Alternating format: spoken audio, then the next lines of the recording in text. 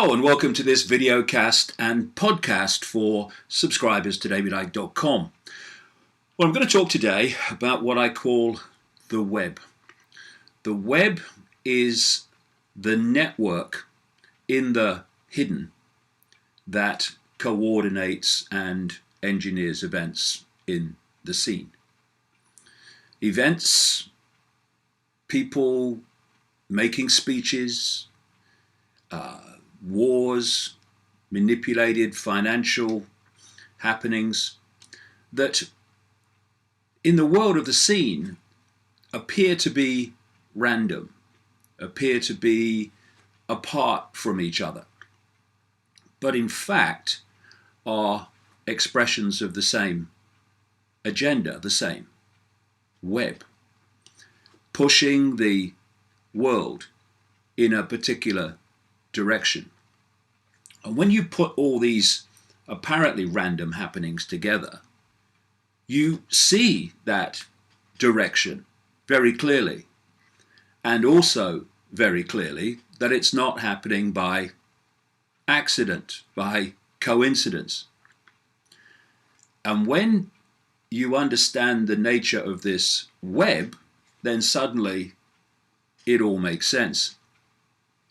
Because what so many people say in response to the suggestion that there is some kind of global conspiracy going on is, how could they coordinate it all? Well, when you appreciate how the web works, well, that becomes clear. And suddenly an impossible conspiracy becomes actually very explainable.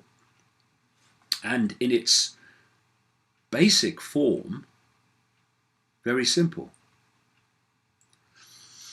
If you look into the realms of quantum physics, it's very obvious that everything is connected to everything else. Everything is an expression of everything else. And as the realm of the scene is again an expression of this unseen, then you must have the same thing here as you have in the quantum realm. That is, everything is connected in some way. And when you get into the nature of this web, you're looking at seriously obvious connections between everything.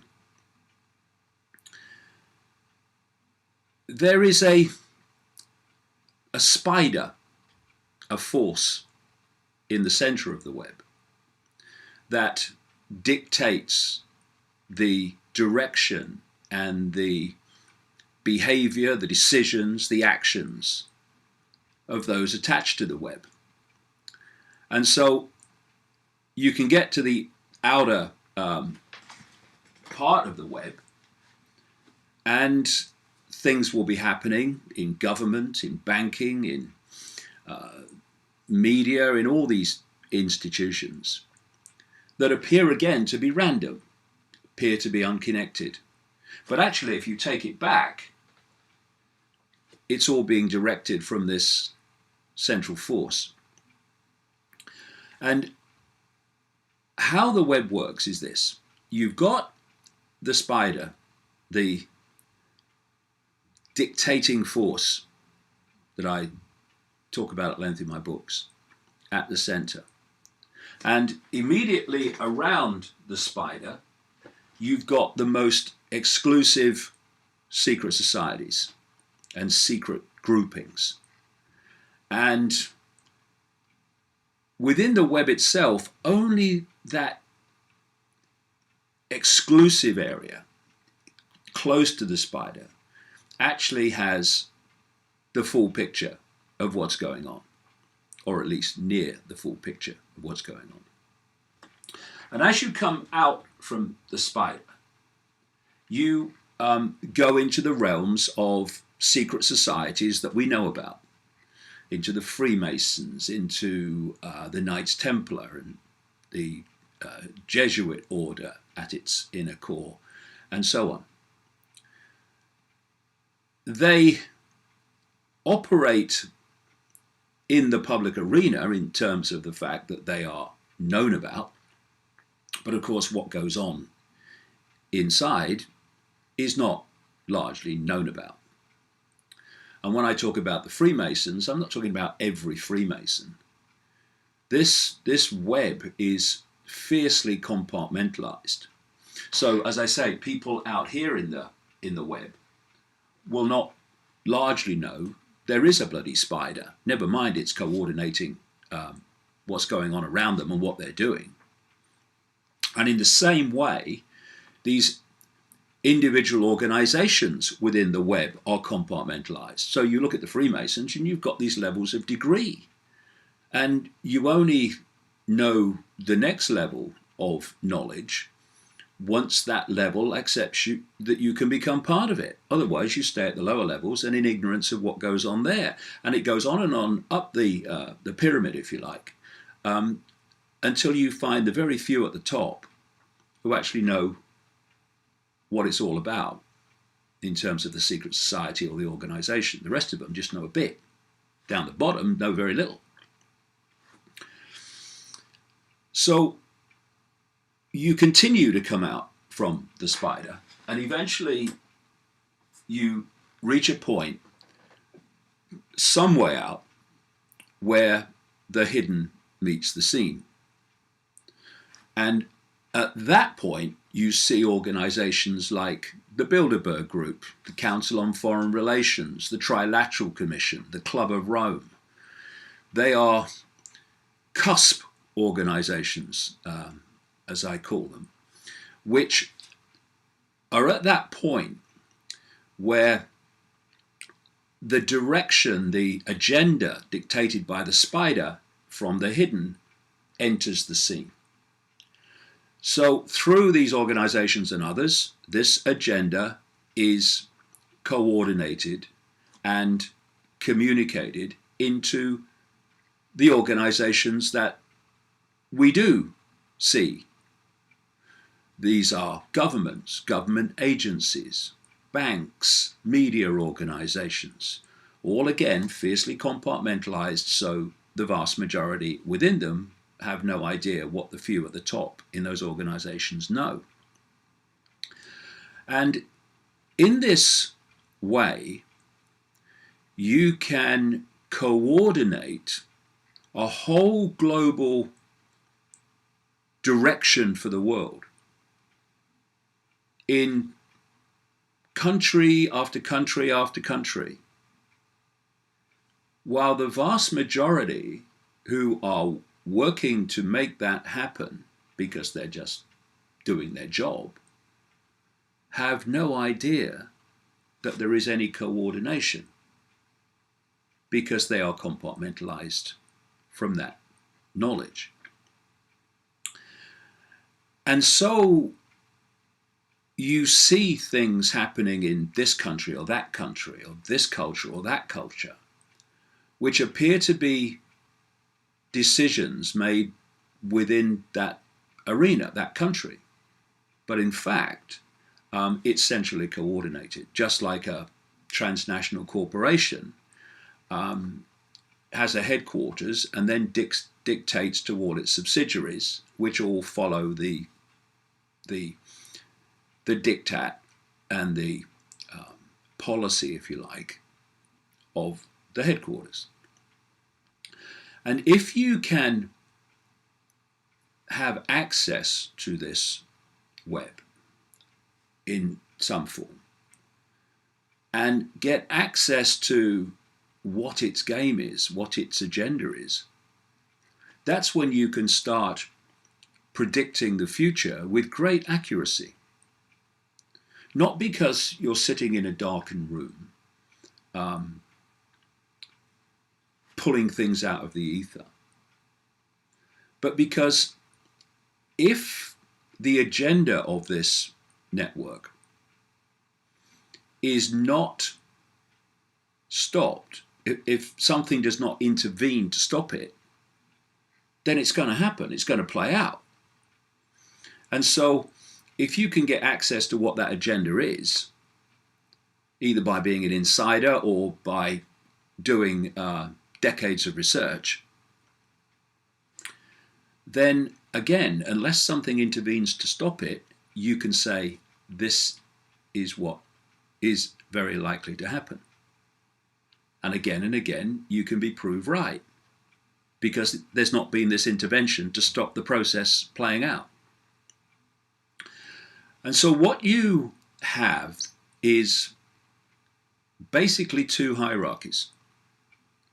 You have the hierarchy in the scene, which we call presidents, prime ministers, government ministers, heads of banks and corporations and media operations. But that's not the real hierarchy.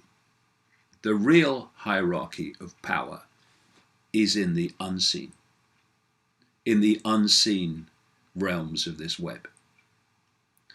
And those in the hierarchy of the seen are merely there to give people the illusion that what they see is what they get, and that somehow voting for this party or this person or that person is influencing what's going on in some way. Overwhelmingly, it's not, because that's not where the power is, only where we're manipulated to believe the power is. And so we have, well, this week of all weeks, we've had the 90th birthday of the Queen, who is the head of state in the United Kingdom and many Commonwealth countries. And she appears to therefore be at the top of the hierarchy in those countries. But if you go into the hidden and that hierarchy, the royal family may be up there, but they're nowhere near running the show or at the top of the hierarchy with the real power. And everyone, even the royals who are serving the web, are expendable to it, no matter whether you're in politics or banking or business or whatever. While what you do is beneficial to the agenda of the web, then you'll be looked after and you'll be protected. You will, for instance, be protected often in terms of your own health. I mean, look at some of these classic web people, like the Queen. She just turned 90. You got her mother, who died at the best part of 102. You've got Prince Philip, who's 94. You've got David Rockefeller, massive web person, who's 100. Henry Kissinger, 92. And so it goes on. And the reason is because they are web people, in knowledge that they don't get the same treatment that the rest of the population do. And they'll be protected from scandals, and they'll be protected from things that could bring them down until they become expendable to the agenda, and then away you go. What happens doesn't really matter to the web. All it matters to that is that its agenda keeps playing out. And you see the web at work in so many endless ways every day. You have the coordination of wars, where these different people in different countries all come together supporting the same thing that brings about a war. Or they'll support the perception that this regime is evil and must be removed because the web wants it removed. And you see it at the moment so clearly in this debate that's going on in relation to the European Union referendum in Britain over whether the public should vote to stay in the EU or vote to come out. And it's funny, really, because we got 60 odd million people in this country, and it's supposed to be a massive public debate on whether we stay in or whether we come out. And yet you look at the two groupings that are leading this debate, who are the major personalities of this debate, which are always being quoted and counter-quoted in the media. And it's a very small world indeed. On one side, you've got the Prime Minister David Cameron and his Chancellor of the Exchequer, George Osborne. And on the other, the major personality is a bloke called Boris Johnson. Boris Johnson is talking about the need to come out, and the other two, the need to stay in. Now, the Web wants the UK to stay in because its agenda is pulling more and more countries into the European Union and focusing more and more power at the centre to create this massive dictatorship, bureaucratic dictatorship. It's all part of its agenda, as I've written and talked about elsewhere. So the last thing it wants is for the British public to vote to come out. And here we have, on this postage stamp debate, we have David Cameron on one side, Boris Johnson on the other, who went to Eton College in the same period.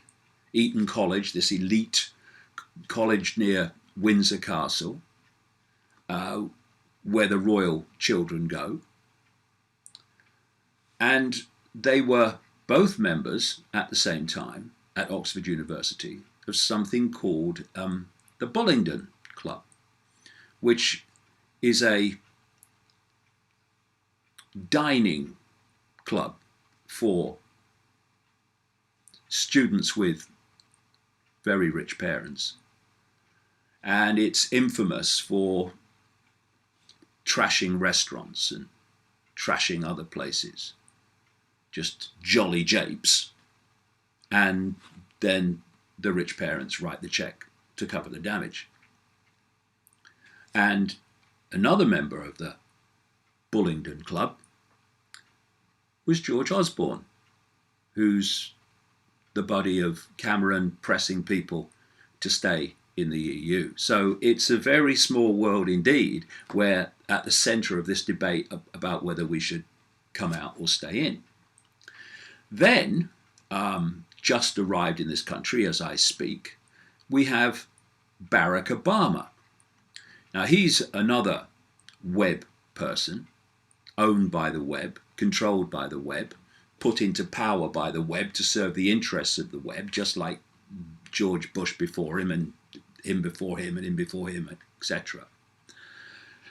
And he is saying that Britain should vote to stay in the EU. It's none of his bloody business. But he's a web person, so he's serving the interests of the web, which is to stay in. And this is a story very soon after he arrived in a British newspaper. Barack Obama visit UK more effective at fighting terror inside the EU. The web uses the terror thing all the time to get people to be frightened into doing its will. And even with the EU, play the terror card. And it says the UK's ability to fight terrorism would be more effective if it sticks together with its European allies, President Obama has said. He said, being inside the EU magnifies Britain's influence across the world. It's got no influence in the EU. Boris Johnson, for it is he, said President Obama's view was a breathtaking example of the principle of do as I say, but not as I do. No. That's what it may appear to be in the seen. But in the hidden, it's do as we tell you to do. Okay, yeah, you'd be better in the EU.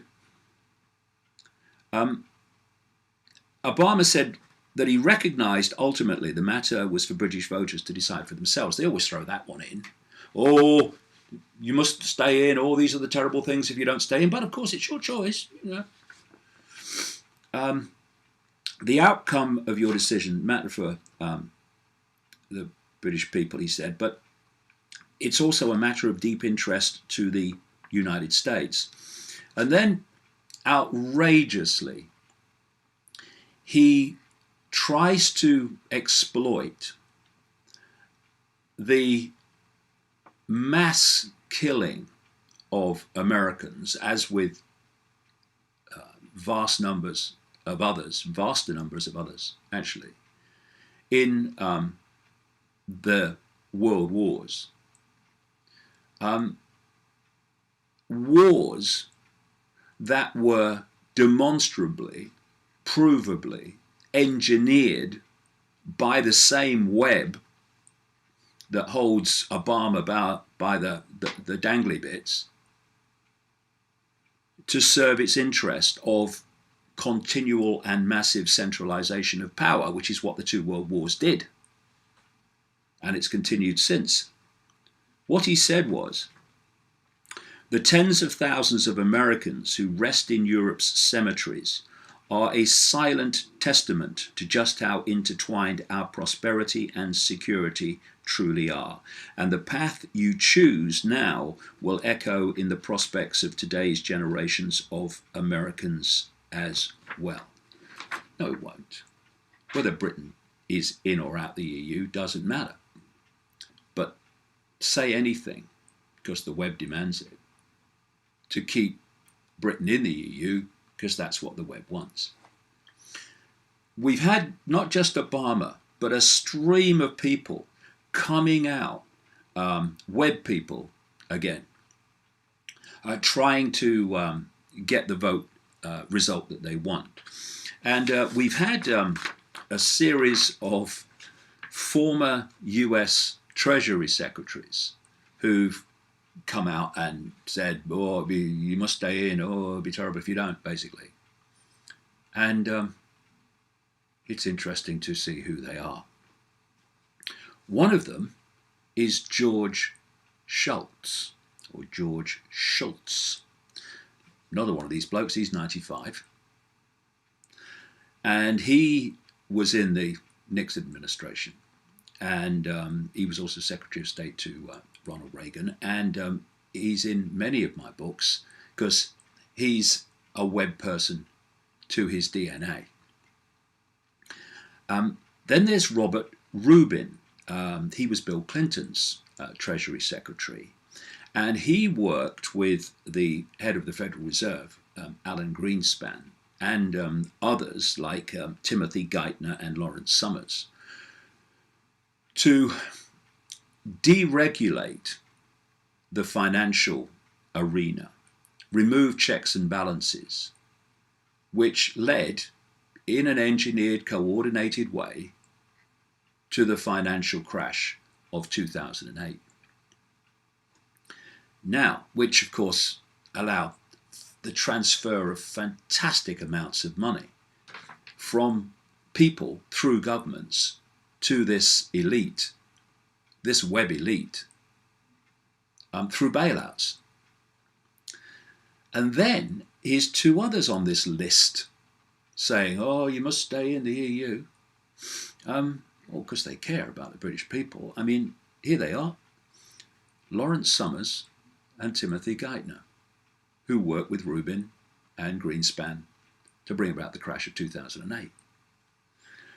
Lawrence Summers was in the Clinton administration. Timothy Geithner was Treasury Secretary to President Obama. And what happened is that after the crash of 2008, Obama brought in Summers and Geithner, who played a significant part in bringing about the crash, to be his financial wizards to sort out the crash. And how did they decide it was going to be sorted out? By giving the banks they represent vast amounts of money, which then justified austerity. All this money to the banks, we ain't got no money. And there's another on the list, is Henry Paulson. He was the Treasury Secretary to Boy George Bush when the crash happened. And he's the former chairman and CEO of Goldman Sachs. So he's a guy to be trusted. And he was the person who immediately reacted to the crash in the latter period of Bush. And he decided, the only way out of this is giving vast amounts of money to the banks. So these are the people, again, web people, all coordinated, that are being brought out to try to frighten the British public into doing the will of the web. We've had the International Monetary Fund, the IMF, which, like the World Bank and these other institutions, the World Trade Organization, the World Health Organization, they're all creations of the web to serve the interests of the web. So, of course, the IMF's going to come out and say, oh, God, it'd be terrible if you came out of the EU. And then you've got Mark Carney, who's the head of the Bank of England, Canadian bloke. He's gone as far as he can get away with to also try to say, oh, it'll be terrible coming out. Because another web person who, like other heads of central banks, is coordinated in terms of coordinated policy, common policy, through something called the Bank of, or the Bank for International Settlements in Basel, Switzerland. Another web organization designed to coordinate financial policy between central banks that push the world in a certain direction. We've had the British Treasury, headed by George Osborne, coming out and saying how bad it will be if we leave the EU. Again, serving the interests of the web.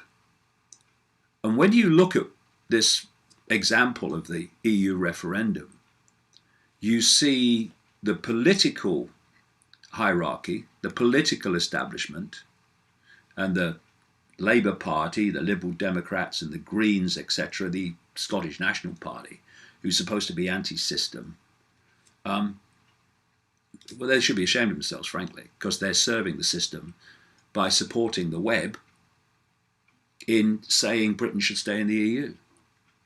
But when you look at the political establishment, then you look at the super rich and the financial establishment, all these expressions of the web are coming out in support of staying in the EU, and that's because that's what the web wants. And so we face a situation in terms of the British public where we either go on allowing this network to dictate our lives and dictate how we vote in this referendum, or we open our minds to what's really going on, have some backbone, and do what the web doesn't want us to do. And, let's have no, illusion that if Britain does vote to come out, well, the web, through the EU and other institutions, is not going to go quietly. It's going to do everything it can to make sure that people reconsider in the light of events which they will create. And then they'll come back and say, well, let's have another referendum, see if you want to go back in, and reverse the other one. They've done it so many times. So the referendum is only the start of this, really, if it goes against what the web wants. But surely it's time to draw a line and say here and no further, and stop being dictated to by a hidden hand with a nightmare agenda for the world, and start to look it in the eye and say, whatever it takes, we're not having it anymore. And when you realize that this web exists and how it works and what its agenda is, the world looks a very, very different place, and world events can be seen in a very, very different light. And that's why getting this information out about how it all unfolds is so important. And I can see from, in my own experience over the last 25 years, how more and more people are starting to get it, are starting to see it, are starting to see how the game unfolds, and thus ceasing in ever greater numbers to be fooled and manipulated by it in the way they were before. And but that comes with responsibility. The responsibility being, even if we don't like some of the consequences, we have to do what is necessary to stop this web dictating the agenda for the world that it's worked towards for so long. And only one of the ways we can do that in Britain is to vote to come out of the EU and control by unelected bureaucrats who, again, are just servants of the web.